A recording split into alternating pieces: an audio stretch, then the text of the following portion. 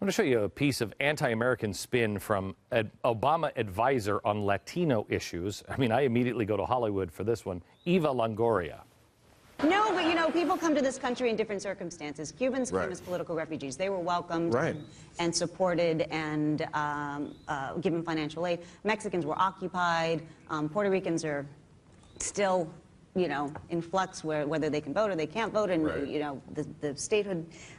So will Rubio help him, or will he? Well, I think it's funny because I think the argument between will Latinos now switch over to Mitt Romney because he's going to have a Latino running mate is saying that women would have voted for Palin just because she was a woman. Right. I think it's deceiving, and I think Latinos are smart. Kind of insulting. It's insulting, yeah.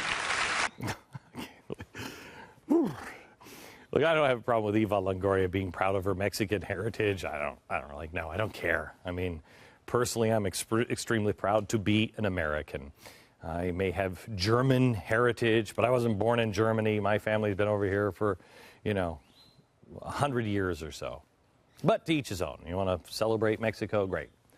But for her to drop the Mexicans were occupied crap on us, for it to be eaten up by the mindless morons in the Bill Maher audience, it has got to be corrected. Set the record straight. Can we, please?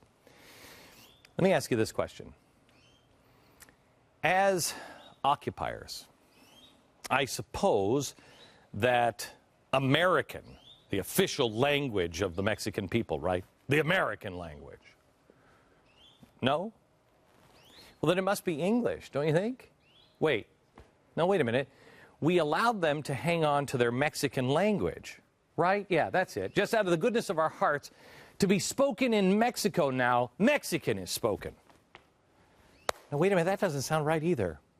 Oh, I remember, the official language there is Spanish. Spanish? Now, wait a minute. How'd that happen? You see, the Spaniards occupied Mexico for 300 years. Where do you suppose the word Hispanic comes from? You're going to love this one. It's actually the word that Rome used for the region that included Spain when Rome, the Italians, occupied that region, Hispania. So Spanish comes from the root word Hispania, which the Italians used when they occupied what now is Spain. So the Spanish language, which is spoken by the Mexicans in most of South America, because the Spanish occupied Mexico and the regions of South America, but that comes really from the Romans who were occupying Spain. So how did he get to Mexico? From the time Cortez and Spain conquered Mexico. Shortly after arriving in 1519 until Mexico declared independence in 1810 and finally won it in 1821. It was Spain that occupied Mexico, not the United States of America. No, So the territory in question was Spanish territory for all but 15 years. Does anybody ever talk about giving it back to Spain? Because it was Mexico and Mexican territory until the Texans. And the Texans, mostly Anglos by that time, but also some Mexicans who came north, tried to overthrow the Spanish rule because they were tired of it. They declared their independence in 1836. So it hadn't been Mexico for 1,500 years, not even 150 years. It wasn't even 50 years. It was 15 years that it was Mexico, 15, period. Interestingly, Mexico never recognized Texas independence, even after losing the war with Texas. So the border disputes and incursions continued with the Mexicans. In 1845, Texas was annexed by the United States. We're occupying the Texans' land. And the border problem with Mexico became America's problem. When they were patrolling the disputed area between Texas and Mexico, 11 soldiers were killed by the Mexican military. 2 days later, May 13, 1846, Congress approved President James K. Polk's request to declare war on Mexico. By the time the war had ended, a little over a year and a half later, American troops had taken all of Texas, New Mexico, into southern California to the west, and Monterrey, Mexico, northern and central Mexico, and all the way down to Mexico City itself on the south. That's how much we had. But on February 2nd, 1848, the two countries signed the Treaty of Guadalupe. What was this? Well, it was an agreement that meant that the U.S. troops would withdraw from Mexico, including Mexico City, and the U.S. would now take ownership of the southwestern United States in addition. Even after just routing Mexico's forces, the U.S. also agreed to buy the land for $15 million. Wait a minute. We bought the land? The United States did not occupy or rule Mexico. We didn't impose our government on them. We didn't leave troops behind in Mexico. The United States won a war, signed a treaty, and then went the extra distance. We paid for the land despite the victory. And as always, the United States left. It's fascinating, though, isn't it? Considering that history is being written by the winners, to look up the accounts on this war on the internet and see the unmistakable anti-American spin. History is written by the winners. How come it looks like this? Was the United States absolutely without fault in the lead up to the conflict? No. Manifest destiny played a role, and we've spoken out about that and against the evil that was 100 times on this program.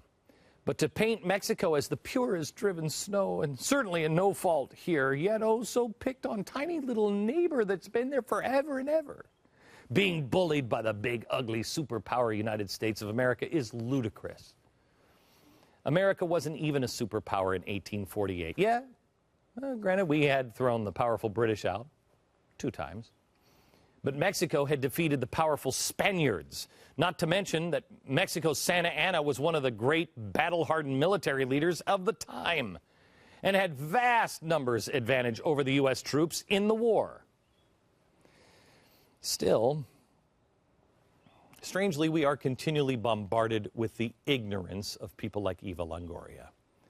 And worse, many of our own politicians, leading to the pathetic immigration policies we have to endure to this day and the consternation of the world on this issue. It's astounding to witness the mentality of so many when it comes to the territory that seized in war, in which we were victorious and then we paid for. The only other country on earth that seems to be subjected to this mentality is what? Name it. Name one. I can only name one. Israel. The Israelis were granted their homeland by the United Nations, as were the Palestinians in the UN's partition plan of 1947. In 48, they were attacked by the Arab world in an effort to take all of the land for Palestine and kick the Jews out. Well, the Israelis won. But what did they do? They gave the land back that they had gained in that war. And then they were attacked again in 1956, and they won. They gained the Sinai Peninsula, which they gave back. They were surrounded and attacked again in 1967, this time routing the Arabs for 6 days. They pushed them all the way back. This time they gave back most of the land, but for the first time, not all of it, for security reasons, to stop the Arabs from using the West Bank and Gaza to launch attacks against them. I've stood right there. I've stood there. There's no way to defend the land without it. They kept a portion of it this time. And like the United States, they have never heard the end of it. In fact, today is Nakba Day, Nakba, which is Arabic for catastrophe or disaster. It marks the 64th anniversary of the establishment of Israel. Thousands of Palestinians rallied to commemorate Nakba Day by throwing stones and firebombs at Israeli civilians and IDF forces. What other nation has ever been subjected to this bizarre standard that land won in war is somehow or another disputed or occupied? I want you to look at a map, any map. Look at old maps. There are changes there all over the world. Why? I had a map. When I was a kid, I had a globe in my room. I wish I had it now. It said the Soviet Union on it. It looks different than it does now. But why? In large part because of wars. Check out a pre-World War I map of Europe. What happened to the Ottoman Empire? Why don't the Austro-Hungarians have their empire anymore? Why are Austria, Hungary, Bosnia, Herzegovina, Croatia, the Czech Republic, Slovakia, Slovenia, large parts of Serbia and Romania, and smaller parts of Italy, Poland, Ukraine, why are they now occupying that territory? For some 50 years, the Soviet Union was the Soviet Union. Why? They just went and they took their satellite countries after World War II. We didn't like it, but the UN was positively silent. France, Great Britain, others still have colonies. Great Britain took the Falklands in Argentina back in 1982, and there's very little, if anything, said about that today. Even China's brutal occupation of Tibet draws zero condemnation in the UN and only an occasional Free Tibet bumper sticker on the back of Richard Gere's latest Mercedes S-Class. This is ridiculous, gang. It's time for the lies and the spin to stop. And if they don't want to stop it, that's fine. We just have to tell the truth. To each other. We have to teach it to our kids. Let the truth be known and proclaimed to the world. A world nearly devoid of the truth right now. It's time for Eva Longoria and other people like her to stop. Eva, go find another slutty housewife to portray. I'm sure they're going to come up with another show for you. You're hot. But just stop telling the lies and the spin about the United States and Mexico. Can't we once again come together as different people with different ideas and different policies, but unite on the heritage of our ideas, that all men are created equal, that they are endowed by their Creator with certain inalienable rights, among these life, liberty, and the pursuit of happiness. If and when we do that, we will become the melting pot. And that melting pot makes us stronger. And we will become invincible again, because we have once again recognized that the sum is greater than its parts.